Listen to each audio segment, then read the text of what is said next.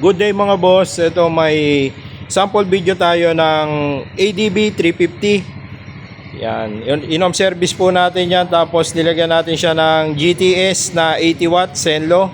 Tapos PIAA horn na ginawa natin dual setup. Yan, ibig sabihin ng dual setup pati stock pinagana pa rin natin para pagka nagpa-LTO ka, pwede mo pa rin magamit yung stock mo. Yan. Tapos sa mount naman ng ilaw niya, yan nasa ilalim.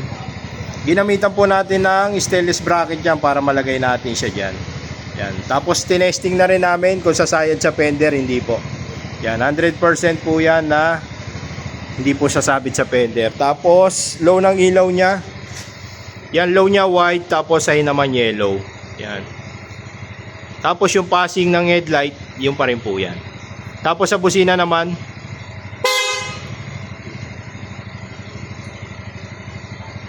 busina niya, yan, PIA horn, tapos pwede siya ibalik sa stock. Yan.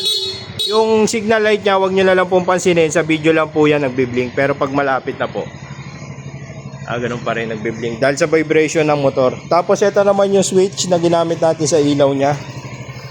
Yan, dito na tayo naglagay para madaling abutin. Low niya white, yan o, 80 watts po yan na GTS. Tapos sa niya naman yellow. Tapos ito naman po yung switch ng busina niya. Pagka umilaw po yan, stop. Yan, pagka namatay yung ilaw, yan naman po yung PIAA horn na wala rapid combo light.